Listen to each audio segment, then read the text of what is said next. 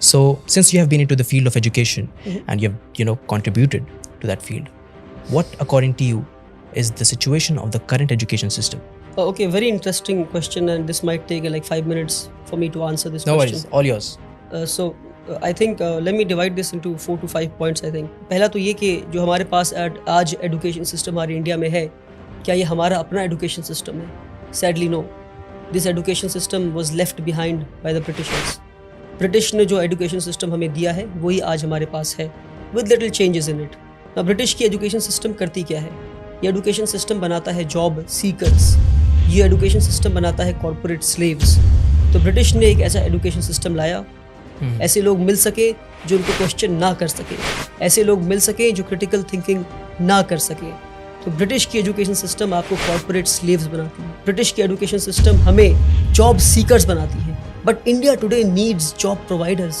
दूसरी जो गड़बड़ी हमारे एजुकेशन सिस्टम में क्रीप कर गई वो ये कि हमने पूरी एकेडमिक्स को पास और फेल के मयार पे लाके खड़ा कर दिया। इंटरेस्टिंग। कि आप पढ़ाई करते हैं सीखने के लिए नहीं, आप पढ़ाई करते हैं पास या फेल होने के लिए। तो उससे होता क्या है? मेरे जैसा एक कमजोर बच्चा क्लास 1 में मैथ्स में 40 लाता है तो मुझसे कहा जाता है कि आप मैथ्स में पास हो गए। फिर मैं क्लास 2 में जाता हूँ, फिर मैं 40 लाता हूँ तो कहा जाता है कि आप मैथ्स में फिर से पास हो गए। तो यानी मैं 60 नंबर जो नहीं ला पाया तो 60% में नहीं सीख पाया। ये 60% बिना सीखे मैं क्लास 2 में गया, फिर 60% बिना सीखे मैं क्लास 3 में गया, फिर 60% बिना सीखे मैं क्लास 4 में गया। इसी तरह मैं क्लास 10 पहुंच जाता हूँ और 600% मेरे एजुकेशन में लूप रह गए, मेरे एजुकेशन में कमी रह गई। क्योंकि मुझे ये बताया गया कि पढ़ते सीखने के लिए नहीं है, मेरे एकेडमिक्स को लर्निंग परसेंटेज पे नहीं लाया गया, मेरे पढ़ने को पास या फेल पर लाकर मुझे 0 बना दिया गया। क्योंकि मैं पास होकर डिग्री तो ले लूंगा और मुझे जॉब भी मिल जाएगी और फिर किसी कॉर्पोरेट वर्ल्ड में मैं गुलामी के लिए पहुंच जाऊंगा।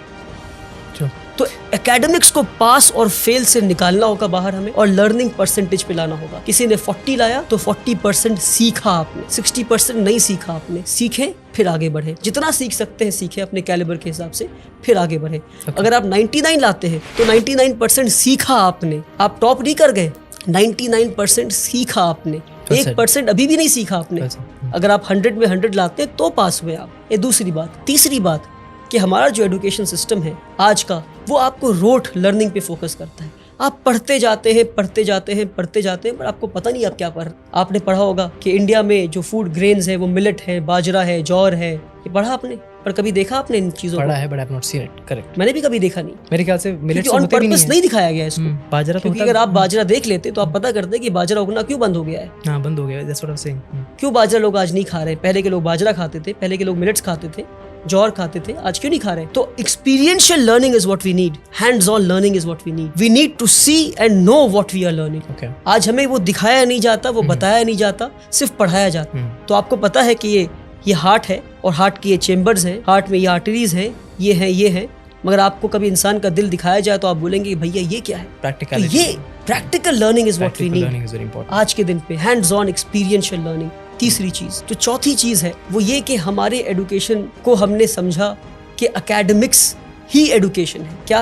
एकेडमिक्स ही एजुकेशन है। Academics is just a drop in the ocean of education, I would से।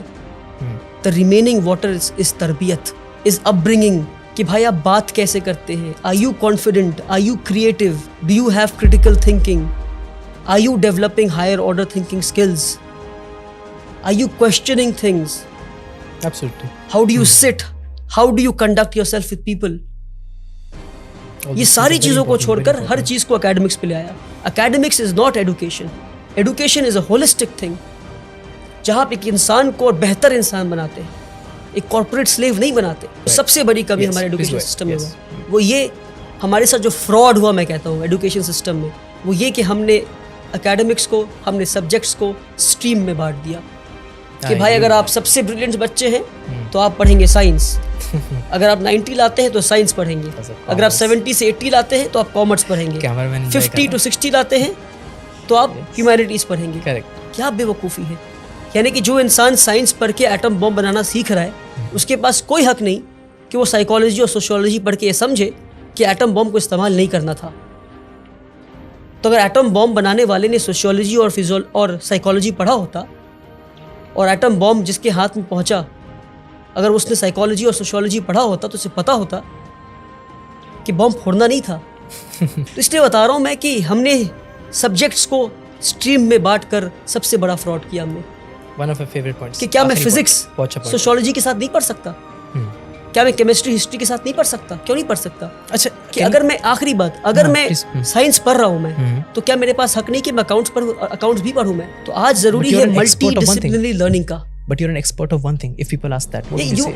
You can have majors and minors. Yes, that's answer. You need to have the hang of almost all the subjects. Makes sense. You need to learn accountancy. You need to know economics. You need to know history. You need to know sociology. You need to know psychology. You can be an expert of history, but you need to know the basics of physics. पर हमारे साथ ये fraud किया गया। आप physics पढ़ेंगे पर आप हिस्ट्री नहीं पढ़ सकते, आप सोशियोलॉजी पढ़ेंगे पर आप केमिस्ट्री नहीं पढ़ सकते। क्यों किया हमारे साथ ये फ्रॉड आपने? क्यों? क्योंकि आपको कॉर्पोरेट स्लेव्स चाहिए थे। आपको इजी वे बच्चों को देना था कि भाई ये पढ़ो, नंबर लाओ, पास हो, टॉपर बनो, आके हमें सर्व करो। सैडली